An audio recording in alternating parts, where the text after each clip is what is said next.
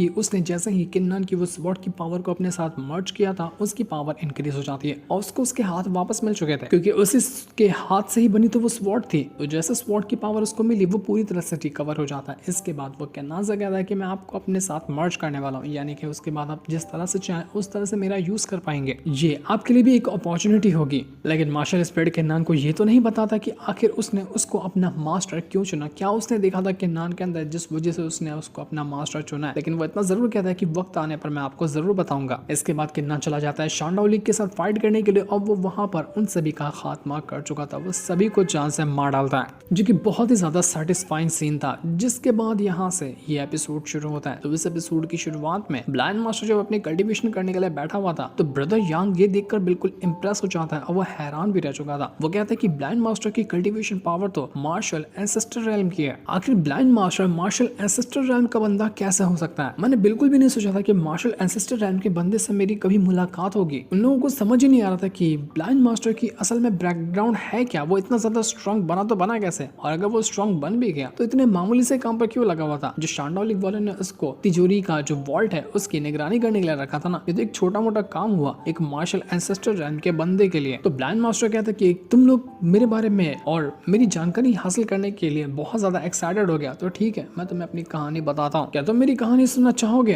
तो ये सुनकर वो दोनों कहते हैं कि हाँ अगर आप बताओगे तो हम लोग बिल्कुल सुनेंगे। तो ये सुनने के बाद ब्लाइंड मास्टर कहना शुरू करता है कि जब मैं अपना martial saint realm break through किया था ना, तो उसके बाद मैं इस माउंटेन के ऊपर आया था अपनी कल्टीवेशन वगैरह करने के लिए। यहाँ पर आने के बाद उस टाइम के हिसाब से मुझे एक अच्छी पोजीशन मिली थी, मुझे एक मास्टर की पोजीशन दी गई थी कि मैं इसके बाद कुछ डिसाइपल वगैरह को ट्रेन करता था। सब कुछ बिल्कुल बेस्ट तरीके से जा रहा था। उसके बाद एक दिन ऐसा आया जब मुझे 8 डिसाइपल दिए गए जिनको मैं ट्रेनिंग देना शुरू किया। उन 8 डिसाइपल की जिम्मेदारी मेरे ऊपर थी कि मैं उनको जितना चाहूँ उतना स्ट्रॉन्ग बना दूं मेहनत करके। उन्हीं में एक लड़की शामिल थी जो कि मेरे ही एज के आसपास की थी और सच बता रहा हूँ वो लड़की इतनी ज्यादा टैलेंटेड थी ना जिसका हिसाब भी नहीं लगाया जा सकता। सबसे ज्यादा टैलेंटेड थी वो। मैंने उस पर और ज्यादा ध्यान दिया और उसको और ज्यादा स्ट्रॉन्ग बनाने में हेल्प की। इस वजह से हमारा मास्टर और डिसाइपल का रिश्ता तो नहीं रहा, लेकिन ये उसके अलग स्टेप पे चला गया, यानी कि इसका लेवल बढ़ गया और हम दोनों एक दूसरे को पसंद करने लग गए थे। लेकिन ये कुछ टाइम तक ही चला। इसके बाद हम दोनों अलग हो गए।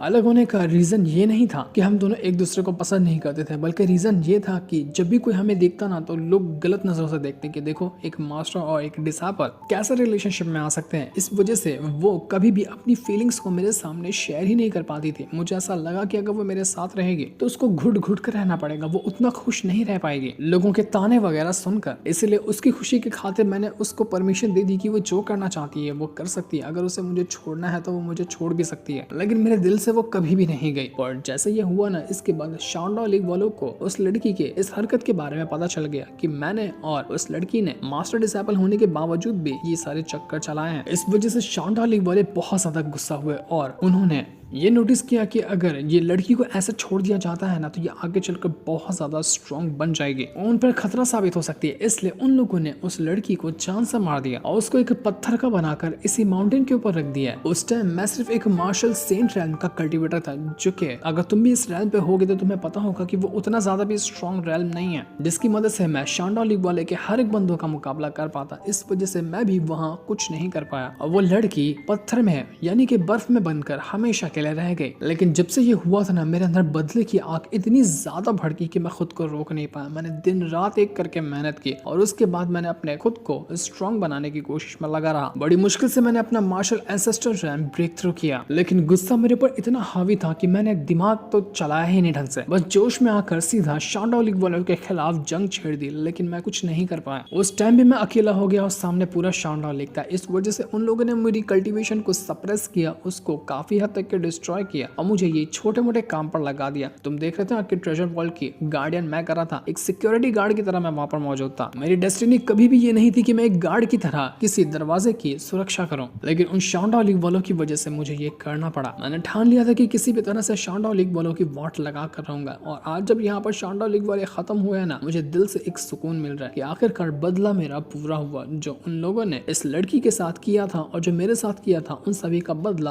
आज जाकर पूरा हुआ है। वो भी किन्नान की हेल्प से। मैं किन्नान का बहुत ज्यादा शुक्रगुजार हूँ। मेरी आंखें बचपन से मेरे साथ नहीं थी, मैंने हमेशा उस लड़की को कभी भी अपनी आंखों से नहीं देखा, लेकिन सिर्फ उसकी बातें सुनी है, उसका प्रेजेंस महसूस किया है और उसकी हंसी वगैरह सुनी है। उसी ने मुझे बिल्कुल दीवाना कर दिया था। लोग कहते थे कि उस लड़की की स्माइल इतनी ज्यादा प्यारी थी ना कि लोग बस उसके स्माइल के ही दीवाने थे, पर मेरी ये बदनसीब आंखें कभी उसे देख ही नहीं पाई। आज जो पिल तुम मेरे लिए लेकर आए थे ना, उसकी मदद से मैंने अपना वापस से जो खोई हुई पावर थी, जो शैनडाउ लीग वालों की वजह से मैंने खो दिया था, वो मुझे वापस मिल चुकी है और मैं वापस से अपनी मार्शल एंसेस्टर रैम की पावर को यूज कर पा रहा हूँ। मुझे बस अब एक चीज जिंदगी में चाहिए। सब कुछ तो मेरे पास जो था वो खत्म हो गया, लेकिन एक चीज मुझे मिल जाएगी ना तो मेरे दिल को सुकून मिलेगा कि मैं एक बार उसकी स्माइल देखना चाहता हूँ। उस लड़की की मुझे स्माइल देखनी है और इसके लिए मैं कुछ भी करने को तैयार हूँ। इसके बाद वो तुरंत अपनी लाइफ फोर्स जो होती है ना उसको बर्न करना शुरू कर देता है, यानी कि वो अपनी कल्टीवेशन पावर, अपनी जिंदगी, सब चीज को बर्न कर रहा था सिर्फ एक झलक पाने के लिए उस लड़की की। वो अपनी सारी पावर को खत्म करके बस अपनी आंखें वापस हासिल करना चाहता था। ब्रदर यांग कहता है कि ब्लाइंड मास्टर आप ये क्या कर रहे हो, बेवकूफी नहीं कर रहे हो आप, ये आपने इतनी मुश्किल से अपने मार्शल एंसेस्टर रैम की पावर को हासिल किया और आप अपनी पूरी लाइफ फोर्स को अब डिस्ट्रॉय करने पे लगे हो सिर्फ इस लड़की की झलक पाने के लिए। वो लड़की तो मर गई है ना, सिर्फ एक पत्थर की मूर्ति है आपके सामने, उसको देखकर क्या करोगे। पर किन्नान ब्रदर यांग को शांत कर देता है कि नहीं, तुम्हें कुछ नहीं कहना चाहिए, ब्लाइंड मास्टर को उनके हाल पर छोड़ दो। तुम्हें क्या लगा कि इन्होंने जो अपनी कल्टीवेशन को रिकवर किया, खुद को स्ट्रॉन्ग वापस से बनाया है किसी से अटैक करने के लिए या पावर को गेन करने के लिए? नहीं, बल्कि बस उस लड़की की स्माइल देखने के लिए। इनको पता था कि जब अपने मार्शल एंसेस्टर रैम की पावर हासिल करने के बाद वो अपने लाइफ फोर्स को बर्न करेंगे ना तो चांस होगा उनके पास कि उनकी आंखें ठीक हो जाए, और यही करने पे वो तुले हुए हैं। ब्लाइंड मास्टर अपनी आधे से ज्यादा लाइफ फोर्स को डिस्ट्रॉय कर देता। उसको इतनी तकलीफ हो रही थी जिसकी तकलीफ का हिसाब भी नहीं था। वो अपना कल्टीवेशन, अपना सब कुछ बर्बाद करके बस अपनी आंखें वापस हासिल करना चाह रहा था। अब चाहे उसको इसके लिए कितनी भी बड़ी कीमत क्यों ना चुकानी पड़े, फिर भी आखिरकार उसकी मेहनत रंग लाती है और उसकी आंखें वापस आ चुकी थी। जिंदगी में पहली बार जब से वो पैदा हुआ था आज वो देख पाया था। वो कहता है कि हमेशा मैंने उस लड़की की सिर्फ आवाजें सुनी, उसका प्रेजेंस महसूस किया। आज पत्थर की वो सही रहेगी लेकिन फर्क नहीं पड़ता, लेकिन मैं उसको कम से कम देख तो लूंगा। वो जैसे अपनी आंखों के सामने देखता है उसको उसी लड़की का वो बर्फ से बना हुआ स्टैचू नजर आता है। उसको देखकर वो बहुत ज्यादा खुश होता है, मानो उसको उसकी दुनिया मिल गई हो। इतना ज्यादा इमोशनल और इतना कमाल का सीन था ना जो आपको बिल्कुल तोड़ कर रख देगा। बहुत ही इमोशनल सीन था। जैसे वो देखता है उस लड़की के पत्थर बने हुए स्टैचू को, तो उस जो पत्थर बना हुआ था ना लड़की का, उसके अंदर से भी आंसू निकल कर आने लग जाते हैं। हालांकि ये आंसू तो आसपास का जो मौसम था, बर्फ के टुकड़े थे, उनसे निकल रहे थे, लेकिन फीलिंग बहुत ज्यादा रियल थी, मानो कि सच में वो लड़की रो रही हो ब्लाइंड मास्टर को देखकर। वो कभी भी ब्लाइंड मास्टर को धोखा नहीं देना चाहती थी, ना ब्लाइंड मास्टर उसको धोखा देना चाहता था, लेकिन शैनडाउ लीग वालों की वजह से इनका प्यार खत्म हो गया। ब्लाइंड मास्टर कहता है कि मुझे तुम्हारी झलक मिल गई है ना, अब मैं मर जाऊं मुझे उससे फर्क नहीं पड़ता, मैंने जिंदगी का सब कुछ हासिल कर लिया, अब मुझे किसी चीज से मतलब नहीं है। किन्नान और ब्रदर यांग भी ये चीज देखकर बिल्कुल हैरान रह चुके थे। उनको भी बहुत अच्छा भी लगता और काफी वो लोग उदास भी थे। इसके बाद किन्नान वापस से घर के अंदर आ जाता है जहाँ पर उसके सारे के सारे दोस्त वगैरह मौजूद थे और यहाँ पर एक पार्टी रखी गई होती है क्योंकि साउथ हेवनली गेट का वो मास्टर भी डिस्ट्रॉय हो गया, वो खत्म हुआ, साथ ही साथ शैनडाउ लीग वाले भी खत्म हो गए। अब सारे के सारे दुश्मनों की वाट लग चुकी थी, तो यहाँ पर पार्टी बनना तो बनता था। वो लोग कहते हैं कि इतने सालों से हमारे कॉन्टिनेंट के ऊपर जो काला साया बनकर ये दोनों मंडला रहे थे ना, ये खत्म हुआ। अब यहाँ पर एक नया हिस्ट्री लिखी जाएगी, इतिहास के पन्ने वापस से लिखने की तैयारी शुरू हो चुकी है। किन्नान को तो देखो, किन्नान की तो सबसे ज्यादा मजे हो गई कि उसको बहुत सारे ट्रेजर मिले हैं जो कि शैनडाउ लीग वाले के थे, पूरे ट्रेजर अब उसी के हो गए। तो किन्नान कहता है कि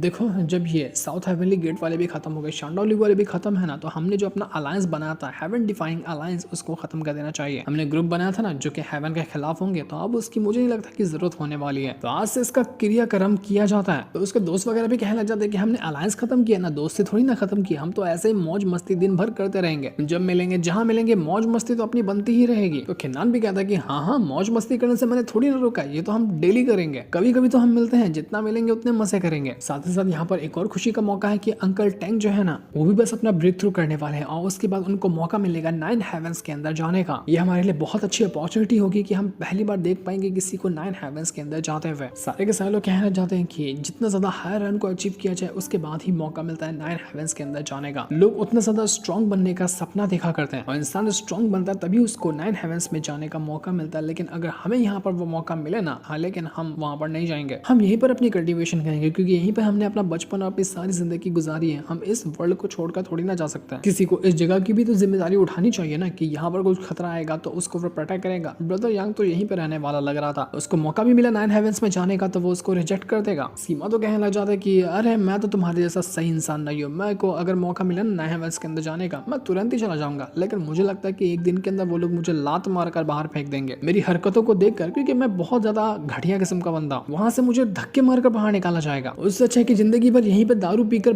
पड़े रहेंगे, वही अच्छा है, ना कहीं जाओ ना कहीं से धक्के मारने को मिलेगा, दारू पियो बस, यही जिंदगी बाकी रह गई है अब तो। सब दोस्त वगैरह अपना आपस में मस्ती मजाक कर रहे थे, लेकिन तभी किन्नन नोटिस करता है कि वो जो एम्प्रेस है ना उसके स्पेशल वर्ल्ड वाली, वो उसको बुला रही है। तो किन्नन जल्दी, और यहाँ पर आने के बाद वो एम्प्रेस से कहने लगा था कि एम्प्रेस आप ठीक तो हैं, आपने मुझे बुलाया, कुछ जरूरी काम था क्या? तो एम्प्रेस कहती है कि हाँ किन्नन, मुझे तुमसे कुछ कहना था, तुम्हें तो पता ही है कि मैं हमेशा से इस तरह से नहीं रही थी, मतलब कि सिर्फ तुम्हारे स्पेशल वर्ल्ड के अंदर मेरी पहले एक जिंदगी हुआ करती थी जो कि साउथ हेवनली गेट वालों की वजह से नहीं रही, लेकिन अब जब वो खत्म हुए हैं तो मुझे मेरी वापस से जिंदगी जीने का मौका मिला, इसलिए मुझे लगता है कि मुझे अब ना छोड़कर तुम्हें जाना होगा। मुझे मन तो नहीं करा कि मैं तुम्हें बस ऐसे ही फेयरवेल कह दूं, इसलिए मैंने तुम्हें अपने पास बुलाया ताकि थोड़ी हम बातें करेंगे, उसके बाद मैं यहाँ से जाऊंगी। किन्नन ये सुनकर बिल्कुल परेशान हो जाता है कि आप भी जा रही हो क्या? आप कहाँ जा रही हो? आपने कब मन बना लिया यहाँ से जाने का? वैसे आप जाओगे कहाँ पर? तो एम्प्रेस कहती है कि कहाँ जाऊंगी, 9 हेवंस के अंदर ही जाऊंगी, क्योंकि मुझे पहले ये अपॉर्चुनिटी मिली थी लेकिन मैं उसको हासिल नहीं कर पाई थी, पर अब इस बार जब मौका मिला है तो मैं 9 हेवंस के अंदर जाऊंगी। मैं पिछले कुछ दिनों से ना हेवन और अर्थ की जो लॉज वगैरह थे उनको अच्छे से स्टडी कर रही थी, ताकि वहां जाने के बाद किस तरह के सिस्टम वगैरह होंगे, किस तरह के लॉज होंगे, उनको अच्छे से समझ सकूं, ताकि मैं अच्छे से प्रिपेयर रहूं वहां पर जाने के लिए। और मैंने इस चीज की भी तैयारी की है कि आगे कभी भी वो साउथ हवेली गेट जैसा कोई और भी बीच में आकर खड़ा ना हो जाए जो किसी की कल्टीवेशन को रोकने की कोशिश करे। लेकिन मुझे एक चीज पे डाउट लगता है कि वो साउथ हवेली गेट वाले ना अकेले दम पर तो इतनी बड़ा काम नहीं कर सकते थे। मुझे ऐसा लग रहा है कि 9 हेवंस के अंदर कोई ऐसा है जो साउथ हवेली गेट वालों का साथ दे रहा था। मेरा एक और यही रीजन है 9 हेवंस के अंदर जाने का कि देख सको कि असल में वो मास्टरमाइंड था कौन। तो किन्नन कहता है कि 9 हेवंस तो कितनी बड़ी जगह है, वहां पर कितने ज्यादा स्ट्रॉन्ग कल्टीवेटर रहा करते हैं, तो वहां के लोगों को हम ऐसा नॉर्मल इंसानों से क्या ही मतलब होगा, हम तो एक छोटे मोटे अपर रेल्म से आते हैं, तो यहाँ के लोगों के साथ वो क्या ही करना चाहेंगे। तो एम्प्रेस कहती है कि यही तो मैं मुझे पता लगाना है कि असल में वहां पर चल क्या रहा है। साथ ही साथ 9 हेवंस की जो कल्टीवेशन स्पीड है ना वो भी बहुत ज्यादा फास्ट होती है। अगर हम यहाँ पर एक दिन बिताते हैं तो वहाँ का एक महीना गुजर जाता है, इतनी ज्यादा कल्टीवेशन हम कर लेते हैं वहां पर। यहाँ जिंदगी बिल्कुल पानी की रफ्तार के साथ बहते जाती है ना, तो वहां पर जिंदगी आराम से चलती है, एकदम सुकून और शांति से भरा वहां पर माहौल होता है। अगर तुम्हें जब मौका मिले ना 9 हेवंस के अंदर आने का तो एक बार जरूर आकर देखना। तो किन्नन कहता है कि तभी तो सभी लोगों का सपना होता है 9 हेवंस के अंदर जाने का, सारे लोग मरते हैं एक बार वहां की झलक पाने के लिए। एम्प्रेस जो थी वो किन्नन को कुछ टेक्निक वगैरह देती है और कहने लग जाती है कि ये सारी टेक्निक थी जिनका मैं कभी यूज ही नहीं कर पाई, क्योंकि मेरे फिजिकल शरीर को तो उस नंत्या ने डिस्ट्रॉय करके रखा हुआ था, लेकिन जब उसके दोनों क्लोन की पावर को मैंने अपने अंदर मर्ज किया तो मेरा फिजिकल शरीर वापस से रिकवर हुआ। लेकिन अब मैं इसको कल्टीवेट करके क्या करूंगी, इसलिए ये टेक्निक तुम अपने पास रखो, ये सारी स्पिरिचुअल की एनर्जी की टेक्निक है, ये तुम्हें हेल्प करेगा ब्रेक थ्रू करने में, और उसके बाद तुम्हें भी मौका मिलेगा 9 हेवंस के अंदर जाने का। तुम वैसे भी अपना मार्शल सेंट रेल्म तक पहुंचे ही हो, उसके बाद एक ही रेल्म और ब्रेक थ्रू करना है, फिर तुम्हें मौका मिलेगा वहां जाने का। तो इंतजार किस बात का, मेहनत करो और जल्दी से वहां पर आ जाओ, क्योंकि 9 हेवंस के अंदर मैं तुम्हारा इंतजार करूंगी, तुमसे मिलना चाहूंगी मैं वहां पर। 9 हेवंस के अंदर जाने के बाद बिलियन का जो शरीर डिस्ट्रॉय हुआ है ना उसको भी मैं फिक्स करने के बारे में कुछ सोचूंगी, तरीका ढूंढ के रखूंगी, और जब तुम आओगे ना तो हम साथ में मिलकर बिलियन को रिकवर करेंगे, उसका फिजिकल शरीर लाने की कोशिश करेंगे। मैं वो डेथ क्रिस्टल भी अपने साथ लेकर जा रही हूँ, उम्मीद है कि हमारी मुलाकात फिर से होगी। इतना कहने के बाद वो वहां से जाने लग जाती है। किन्नन कहता है कि एम्प्रेस रुकिए, तो कुछ और बातें करते हैं, इतनी जल्दी आप नहीं जा सकती। लेकिन तब तक एम्प्रेस वहां से जा चुकी थी। किन्नन जैसे एम्प्रेस का पीछा करता है वो सीधा अपने टेबल से ही गिर जाता है, क्योंकि वो अपने स्पेशल वर्ल्ड के अंदर देख रहा था एम्प्रेस को, लेकिन रियलिटी में तो अपने दोस्तों के सामने बैठा था, खाना खा रहा था ना, तो उसके दोस्त हैरान रह जाते हैं कि अबे मिर्गी का दौरा पड़ गया किन्नन को, बैठे बैठे लुढ़क गया, ये हुआ क्या इसके साथ। तो किन्नन अपनी इज्जत बचाते हुए कहते हैं कि अरे नहीं वो मेरा पैर फिसल गया था, वैसे हाँ मेरे पास ना एक कमाल की टेक्निक आई है, मैंने तुमसे कहा था ना कि जो भी मेरा होगा वो तुम सबका भी होगा, तो चलो एक काम करते हैं, सब मिलकर इस टेक्निक को कल्टीवेट करते हैं। क्या बोलते हो, करोगे इस टेक्निक को कल्टीवेट? सब मिलकर अपने आप को स्ट्रॉन्ग बनाएंगे, सबको मौका मिलेगा 9 हेवंस के अंदर जाने का। तो ये सुनकर उसके सारे दोस्त खुश हो जाते हैं। अब लगता है कि किन्नन की भी बारी आने वाली है 9 हेवंस के अंदर जाने की, जिस दिन को दिखाते साथ ही ये वाला एपिसोड यहीं पर एंड हो जाता है। Thanks for watching.